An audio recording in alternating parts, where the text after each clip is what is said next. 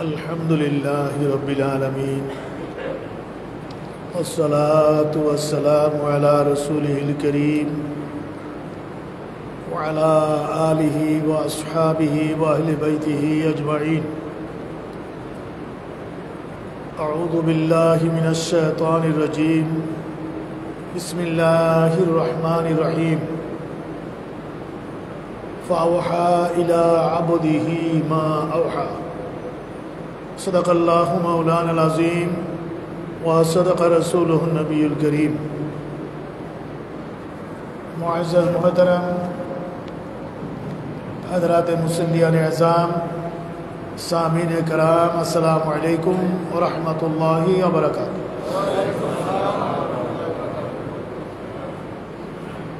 पवित्र रजबुल मुरज्जब शरीफের মহান মাস আজকে শেষ ইয়ামুল জুমআ এবং 30 তারিখ। এই মহান মাসের এই শেষ দিনে জুমার মধ্য দিয়ে আমরা এই মাসটাকে বিদায় জানাচ্ছি।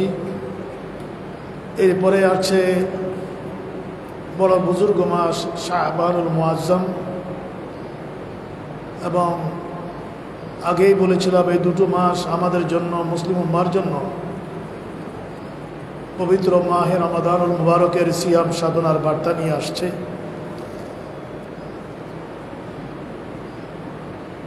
সে আঙ্গিকেই আমাদের সামনের আলোচনাগুলো হবে ইনশাআল্লাহ।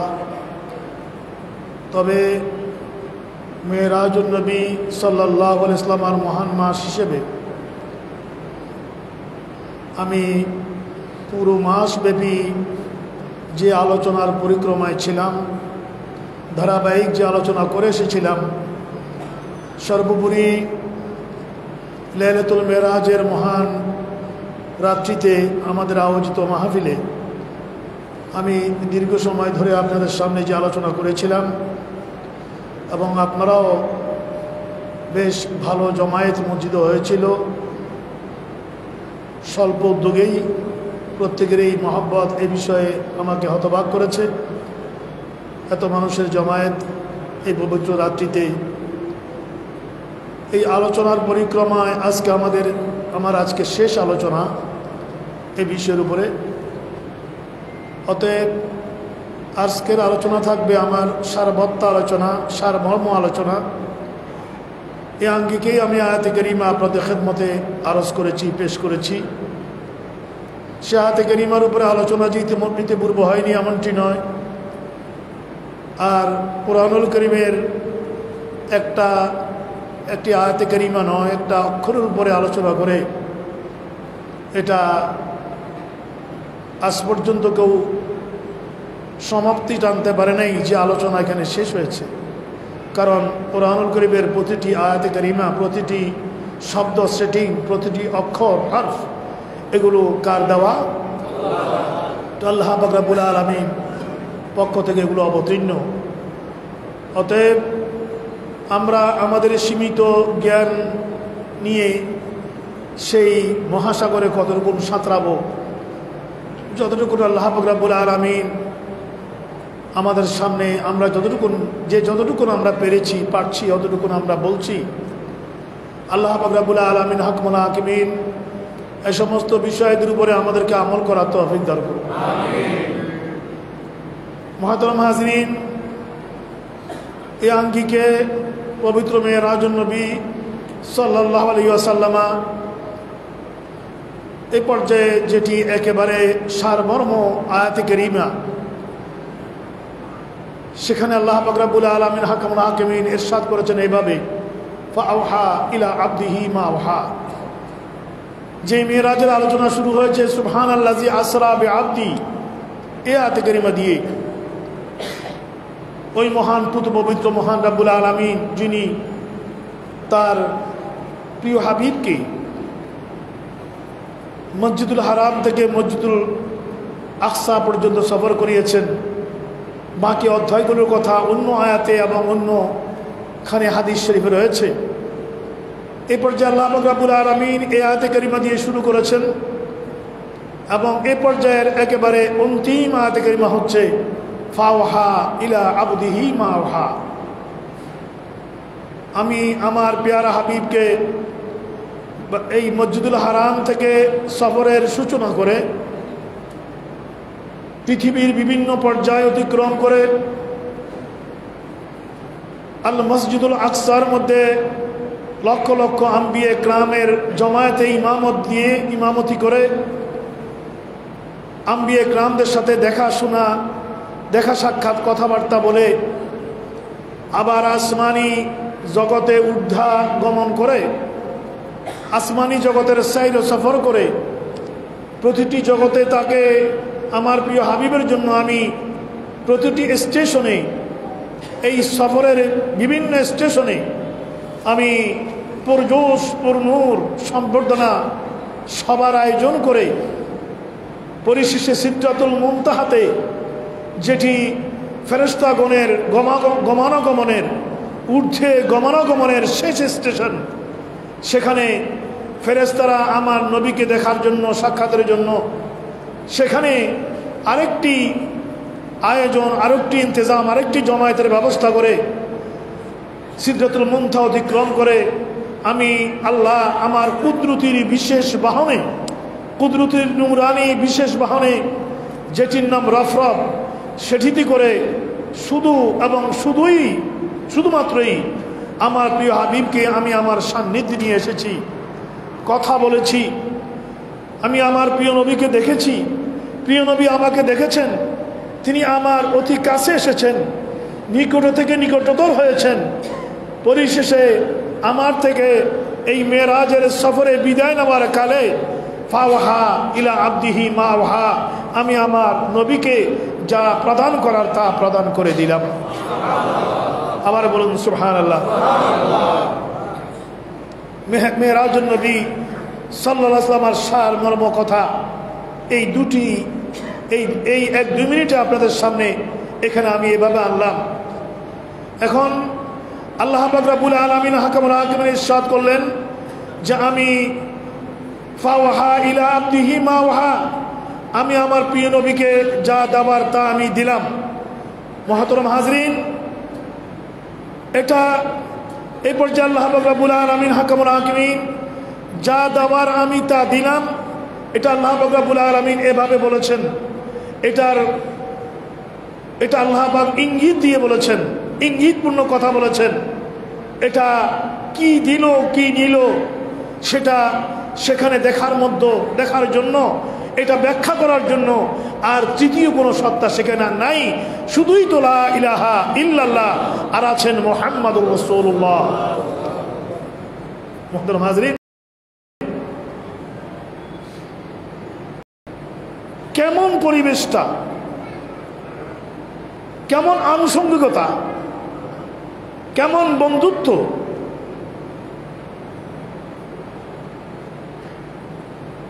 যে আল্লাহর কোনো দ্বিতীয় নাই, যিনি লা সানি, কুল হুয়াল্লাহু আহাদ, আল্লাহুস সামাদ, যার কোনো প্রতিপক্ষ নাই, যার কোনো দ্বিতীয় নাই, তার সামনে আরো সত্তা মুহাম্মদুর রাসূলুল্লাহ সাল্লাল্লাহু আলাইহি ওয়াসাল্লাম, সৃষ্টি জগতে সস্তার সৃষ্টির মধ্যে যারও কোনো দ্বিতীয় নাই।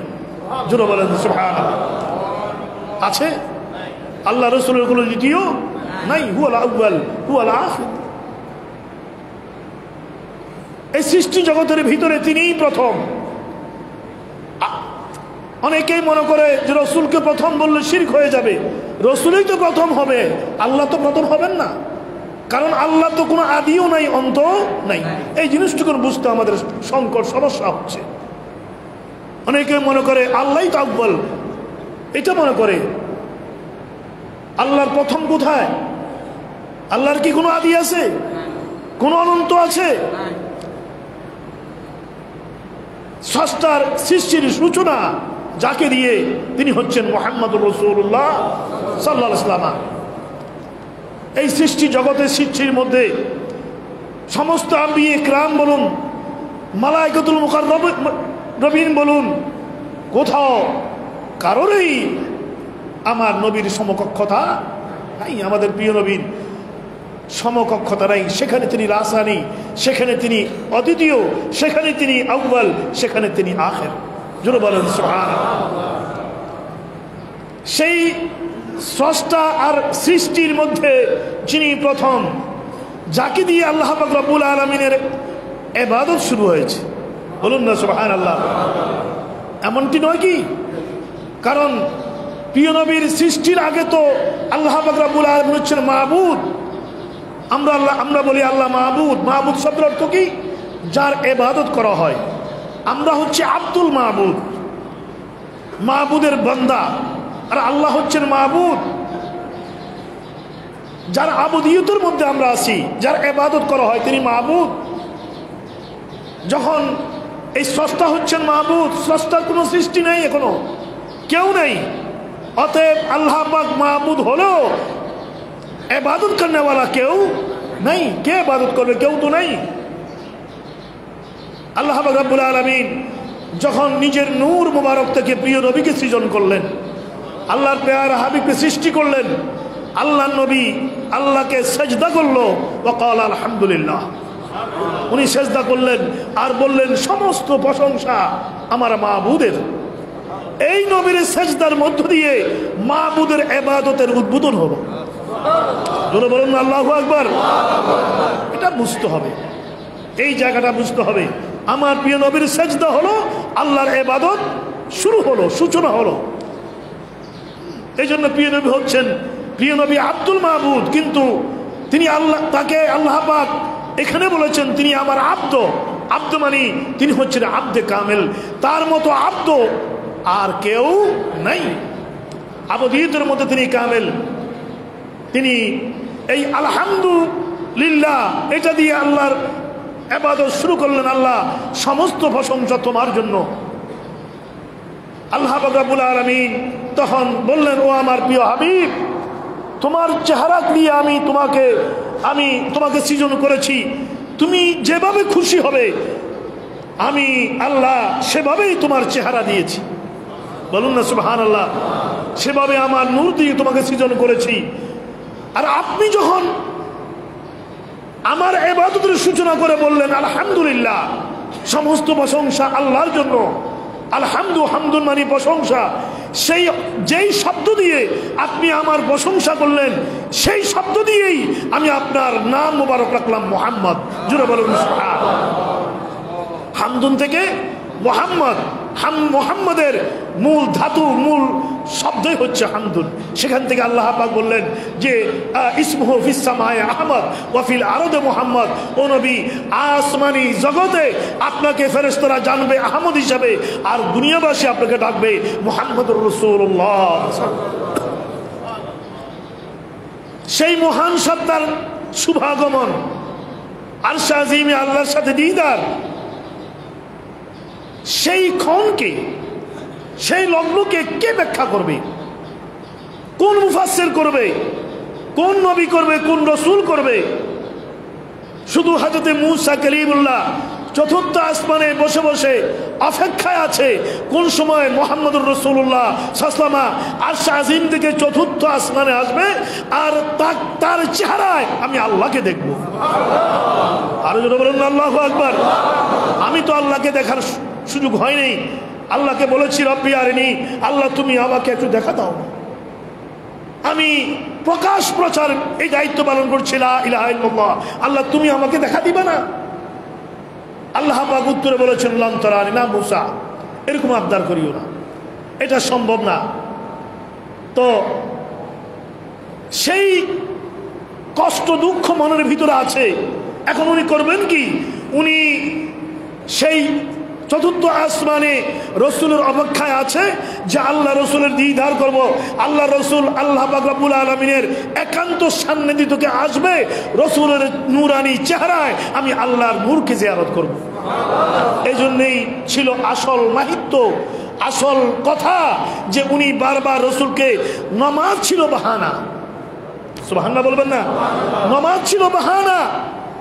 রসুলকে বারবার বলা 50 ওয়াক্ত পারবে না, ও নবী আপনি আবার যান। 5 ওয়াক্ত কমলো, আবার যান, আবার যান, আবার যান, 9 বার পাঠালো, 9 বারের পরে আবারও বলছে যে আপনি আবার যান, আরো কমিয়ে আসেন। আমার নবী বললেন, মুসা আর পারবো না, আমার লজ্জা লাগতেছে, আমি কত কমাবো আর। যতবার যাই ততবার আল্লাহ পাক কমিয়ে দেয়, যতবার যাই ততবার আল্লাহ পাক কমিয়ে দেয়। আমি আর যাব না আল্লাহর দরবারে, আমার মুসা আমাকে আর পাঠাইও না, আমার লজ্জা লাগে। আসল তাৎপর্য তো ছিল তুমি বারবার খোদার সান্নিধ্যে যাও আর বারবার তোমার চেহারায় আমি আল্লাহর দর্শন নিয়ে আনি। ধরে বলেন সুবহানাল্লাহ। নামাজ তো বাহানা। আল্লাহ রাব্বুল আলামিন বললেন, ও নবী সমস্যা নেই, নামাজ আমি 45 ওয়াক্ত কমিয়ে দিলাম, বেতন কমালাম না। আপনার উম্মত যদি ইশক মহব্বতের সাথে, ইহসান ও ইখলাসের সাথে আমাকে 5 ওয়াক্ত সেজদা করে, এই 5 ওয়াক্তের বিনিময়ে আমি 50 ওয়াক্তের সওয়াব কেবল দেব না, নামাজে আপনার উম্মতের সাথে আমার দিদার হয়ে যাবে। জোরে বলুন সুবহানাল্লাহ। এই জন্য নামাজ হলো আমাদের জন্য মেরাজ।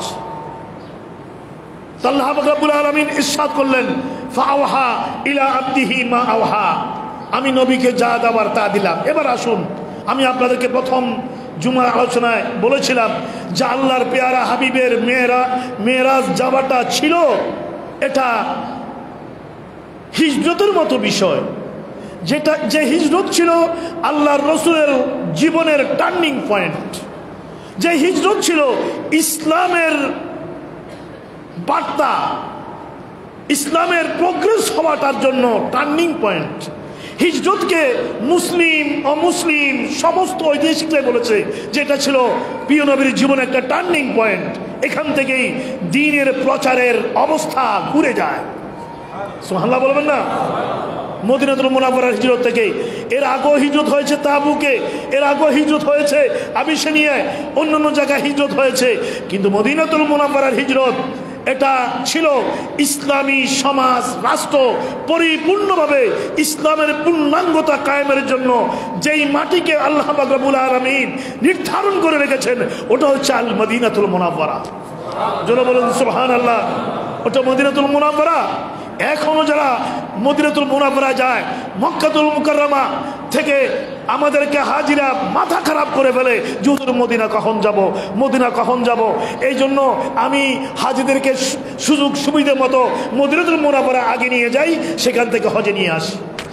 এতে সবার অন্তরের ভিতরে একটা মহব্বত তৈরি হয়ে যায়। প্রিয় নবীর মহব্বত তৈরি হওয়ার পরে যদি ইবাদত হয়, সে ইবাদতের মধ্যে মজা বেশি এবং সে ইবাদত কামিল।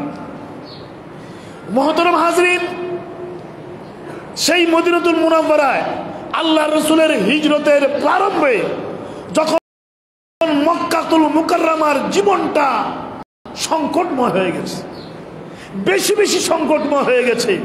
আরে ভাই, ইসলাম তো সংকটকে মোকাবেলা করেই অগ্রসর হয়েছে।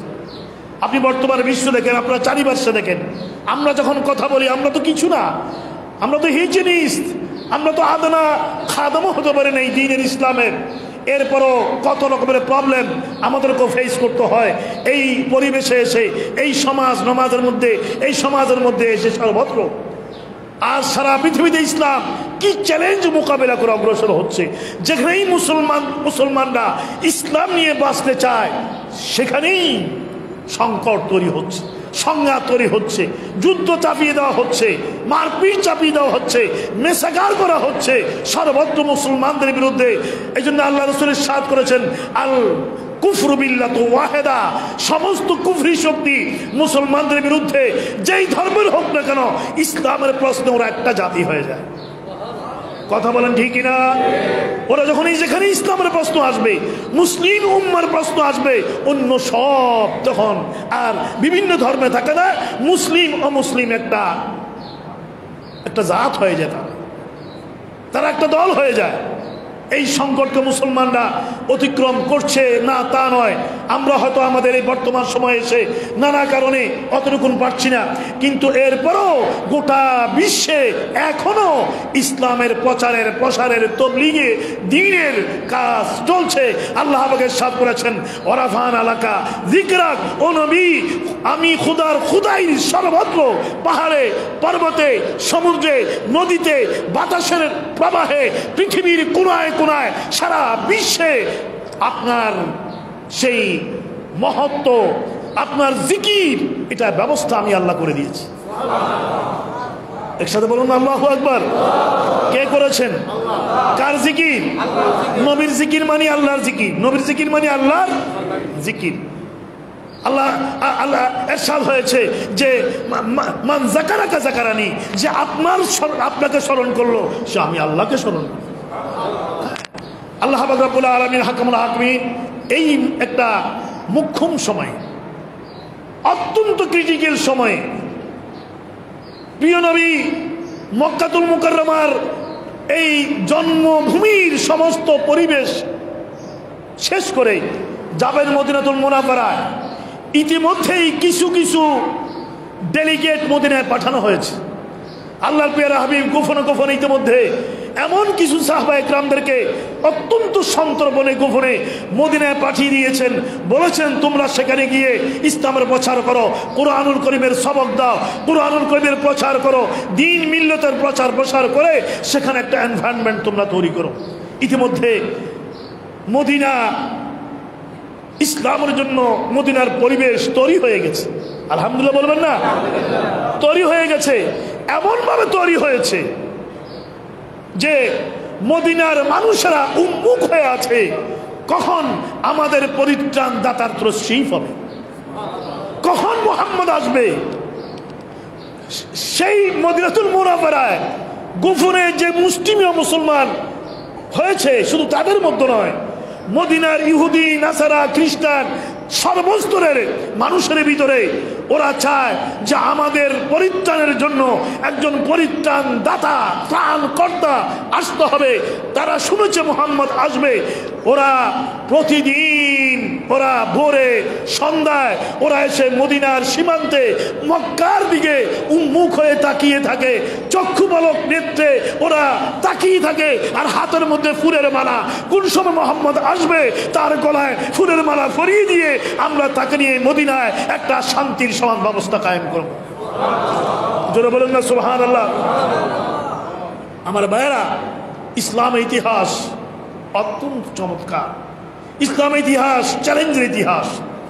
ইসলামের ইতিহাস এত ফুলের নয়, ফুলে ভর্তি নয়, ফুলে ফুলে ভরা এটা বিছানা নয়, এটা কাঁটার বিছানা। সেগুলো অতিক্রম করে আজকে পৃথিবীতে প্রায় 200 কোটি মানুষ মুসলমান।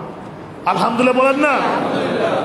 আগামী 50 সালের ভিতরে সারা পৃথিবী ওরা চিন্তা করছে যে মুসলমানদের সংখ্যা সবচেয়ে বেশি হবে। এটা নিয়ে ওরা চিন্তায় আছে। এটা তো আণবিক বোমা দিয়ে শেষ করা যাবে না, এটা তো কোনো শক্তি দিয়ে মোকাবেলা করা যাবে না। আদর্শকে কোনোদিন গায়ের শক্তি দিয়ে মোকাবেলা করা যায়। আদর্শের শক্তি তিনি একজন হোক না কেন সবচেয়ে বেশি। আল্লাহর পেয়ারা হাবিব এই অত্যন্ত ইতিহাসের অত্যন্ত কঠিন সময়ে যখন ভাবছেন যে মক্কাতুল মুকাররমা থেকে মদিনা যাবেন, আবু বকর সিদ্দিককে বলে রেখেছেন গোপনে গোপনে যে আবু বকর তুমি প্রস্তুত থেকো, তুমি প্রস্তুত থাকবা, যে কোনো সময় তোমাকে আমি ডাক দেবো, আমরা মদিনায় চলে যাব। আবু বকর সিদ্দিক প্রস্তুত আছে। সাহাবা একরামের ভিতরে এটা এটা এটা গোপন গোপনে কথা হচ্ছে। ওদিকে কাফিররাও চিন্তা করছে না ওকে যেতে দেওয়া হবে না। ও যদি মক্কাতুল মুকাররমা থেকে মদিনায় যায়, সেখানে একটা রাষ্ট্র ব্যবস্থা কায়েম করে একটা শক্তি হয়ে যাবে। পরবর্তীতে আমাদের মক্কা সে দখল করে নেবে, এখানে চলে আসবে। অতএব তাকে এখানে অ্যারেস্ট করে রাখতে হবে, কারাগারে আবদ্ধ করে রাখতে হবে। শেষ পর্যন্ত সিদ্ধান্ত নিল না, তা নয়, তাকে হত্যা করতে হবে। নাউজুবিল্লাহ বলেন। আগে নবীদেরকে হত্যা করেছে এমন অনেক ইতিহাস আছে। বনি ইসরাইল একদিনে 100 জন নবীকে ওরা শহীদ করে দিয়েছে। এরাও সিদ্ধান্ত নিয়েছে যে মুহাম্মদুর রাসূলুল্লাহ সাল্লাল্লাহু আলাইহি ওয়াসাল্লাম করে হত্যা করবে। এমন একটা কঠিন সময়ে আল্লাহ পাক নবীকে নিজের কুদরতি নিজামে আরশে আজিম নিয়ে গেলেন। ও রাসূল, আসুন আমাকে দেখে যান, আমি আপনাকে দেখব। আর গোটা বিশ্বের মুক্তির জন্য, ত্রাণের জন্য, গোটা বিশ্বের নাজাতের জন্য আমি আপনাকে পরিপূর্ণ একটা সমাজ ব্যবস্থা পরিকল্পনা আমি আপনাকে দিয়ে দেব। ফাওয়াহা ইলা আবদিহি মা ওয়াহা, আল্লাহ রাসূলকে সেটা দিয়ে দিলেন। জোরে বলুন আল্লাহু আকবার। আমি তো আয়াতুল কারিমার ভিতরে আমি যতটুকু লেখাপড়া করেছি আমি এটাই খুঁজে পেয়েছি, কিয়ামত পর্যন্ত বিশ্বের মানুষের মুক্তির পরিকল্পনা আল্লাহ পাক আরশে আজিমে নবীকে দিয়েছেন। সেই পরিকল্পনা নিয়ে আল্লাহ রাসূল পৃথিবীতে আবার তশরীফ এনেছেন। এই পরিকল্পনা কোনো ইঞ্জিনিয়ারের প্রবর্তিত নয়, এই পরিকল্পনা কোনো রাজনীতিবিদের নয়, এই পরিকল্পনা কোনো রাষ্ট্রনায়কের নয়, এই পরিকল্পনা কোনো সমাজ দর্শকের নয়, এই পরিকল্পনা কোনো দার্শনিকের নয়, এই পরিকল্পনা আল্লাহ এবং তার রাসূলের। কি বলেন ঠিক না? সেটাই আল্লাহ পাক ইরশাদ করেছেন, ফাওয়াহা ইলা আবদিহি মা ওয়াহা।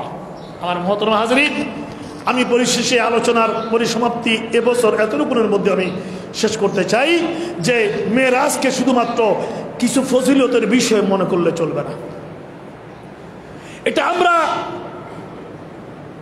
এটা শুনলাম, কাঁদলাম, আবেগী হইলাম, এটা না। মেরাজের একটা রিয়েলিটি আছে। মেরাজের রিয়েলিটি হচ্ছে মদিনাতুল মুনাওয়ারা, মহান রাষ্ট্র এবং সমাজ ব্যবস্থা। এবং সূরা বনী ইসরাঈলের ভিতরে আল্লাহ পাক রব্বুল আলামিন সেগুলো টেনেছেন, সব কিছুই এনেছেন। একটা সমাজ ব্যবস্থা কিভাবে চলবে, একজন ব্যক্তির জীবন কি হবে, তার পারিবারিক জীবন কি হবে, তার সমাজ জীবন কি হবে, তার রাষ্ট্রীয় জীবন কিভাবে চলবে, অর্থ ব্যবস্থা কিভাবে চলবে, সামরিক ব্যবস্থা কিভাবে চলবে, আন্তর্জাতিক সম্পর্ক কিভাবে হবে, একজন মানুষ কিভাবে হাঁটবে, কিভাবে বসবে, কিভাবে কথা বলবে, সমস্ত কিছু আল্লাহ পাক রব্বুল আলামিন এই মেরাজ প্রসঙ্গে নাযিলকৃত এই সূরা বনী ইসরাঈলের ভিতর নিয়ে এসেছেন। এটা টাচ দিয়েছেন, ইঙ্গিত বহ আলোচনা করেছেন।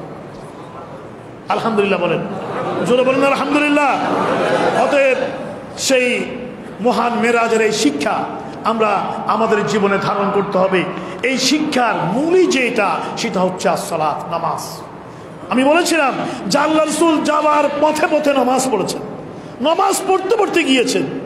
ও নবী, এখানে মুসা কালিমুল্লাহর উপর ওহী এসেছে, নামাজ পড়ুন। ইয়া রাসূলুল্লাহ, এটা ঈসা রূহুল্লাহর জন্মস্থান, নামাজ পড়ুন। ও নবী, এটা মদিনাতুল মুনাওয়ারা, এখানে নামাজ পড়ুন। ও নবী, এটা বাইতুল মুকাদ্দাস, লক্ষ লক্ষ আম্বিয়া কিরাম এখানে অপেক্ষমান।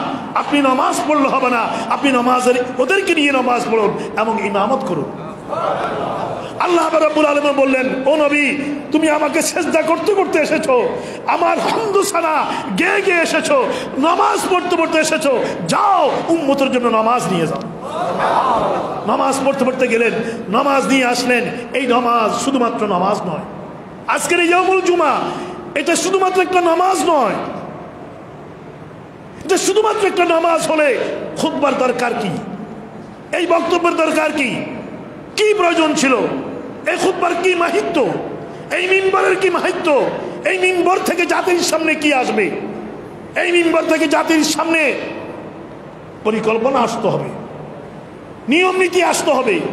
আজকে এটা হয়তো ফরমালিটিস, আনুষ্ঠানিকতায় পরিণত হয়েছে, কিন্তু এই মিম্বর এটা শুধুমাত্র মিম্বর নয়, এই মেহরাব শুধুমাত্র মেহরাব নয়। মসজিদের সামনে এই মেহরাব কেন, পাশে এই মিম্বর কেন, এই জুমা জমাত কেন, এই খুতবা কেন, এই বক্তব্য কেন, এগুলো সবগুলো মিলে এবং আজকের এই ইয়াউমুল জুমাকে বলা হয়েছে এটা মুসলমানদের জন্য ঈদের দিন। জোরে বলুন না সুবহানাল্লাহ। একত্রিত কেন হবে, এগুলো কি তাৎপর্য কি, এই সম্পর্কে ইনশাআল্লাহ আমি সামনে সময় মতো আলোচনা করব। মোট কথা, মুদ্রা কথা যেটা বলতে চাই সেটা হচ্ছে এই যে আল্লাহ পাক রব্বুল আলামিন নামাজ দিলেন, রাসূল নিয়ে আসলেন। এই নামাজ হচ্ছে একটা পরিপূর্ণ, একজন মানুষকে পরিপূর্ণ করার, একজনকে পরিপূর্ণ করে গোটা দেশবাসীকে, গোটা পৃথিবীকে, মানুষকে পরিপূর্ণ করার জন্য এই নামাজ হচ্ছে সবচেয়ে বড় ট্রিটমেন্ট। এটা সবচেয়ে বড় ট্রিটমেন্ট। একজন মানুষ যদি নামাজে এসে যায়, নামাজি হয়ে যায়, তার অন্য অন্য খারাপ দিকগুলো আস্তে আস্তে আস্তে আস্তে কমতে শুরু করবে।